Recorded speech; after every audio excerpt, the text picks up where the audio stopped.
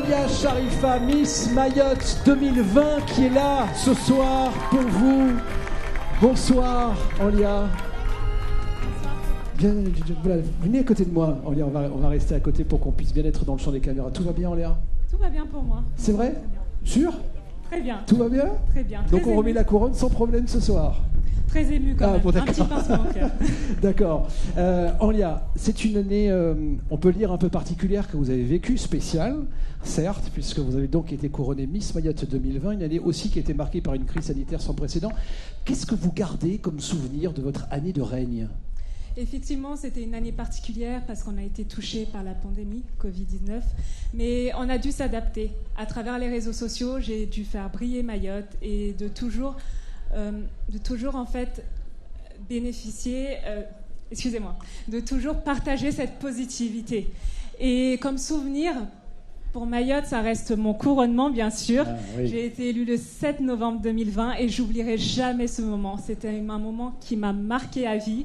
Et j'aimerais remercier toute ma famille, j'aimerais remercier mes amis, toutes les personnes qui ont fait cela, qui ont justement rendu cela possible. Qui étaient là pour vous aider aussi, c'est ça? Oui, effectivement. Et je remercie Franck Servel, mon délégué, qui a pu me suivre durant toute mon aventure.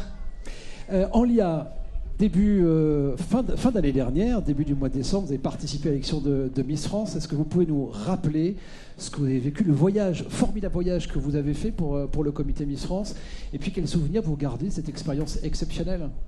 D'ailleurs, il y a plusieurs souvenirs.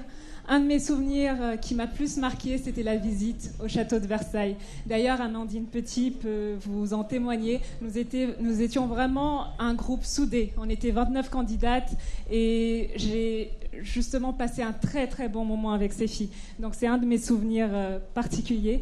Et aussi un grand moment, surtout pour Mayotte, quand j'ai été appelée au top 15 à Miss France. D'ailleurs, Civitalier m'a appelée Mayotte et c'était un grand moment. J'avais énormément de frissons, énormément de papillements dans le ventre et ça m'a rendue en fait fière de moi. J'étais fière de moi et j'espère que vous êtes fiers de moi aussi de mon parcours. On sent encore cette émotion qui est présente, hein, un peu moins d'un an après l'élection ému, bien sûr. L'élection de Miss France.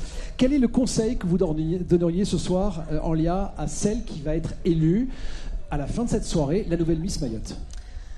Comme conseil, ce que je peux donner, c'est de rester fidèle à elle-même déjà, de garder en fait cette humilité parce que c'est très important et aussi de profiter chaque instant, chaque moment parce que comme vous savez, le temps passe tellement vite donc il faut profiter. Bon, vous êtes sûr que vous voulez rendre la couronne ce soir? Si je vous propose de la garder encore un peu, vous me dites quoi? Est-ce que je peux le garder encore une année? Je ne suis pas certain que Franck Servel soit totalement d'accord, mais vous le faites avec bon cœur de toute façon. Merci Enlia, c'était en tout cas un vrai plaisir d'avoir fait votre connaissance pour cette élection de Miss Mayotte. Voilà, vous êtes une très belle personne, je tenais à vous le dire. Enlia, merci beaucoup. Vous restez avec nous.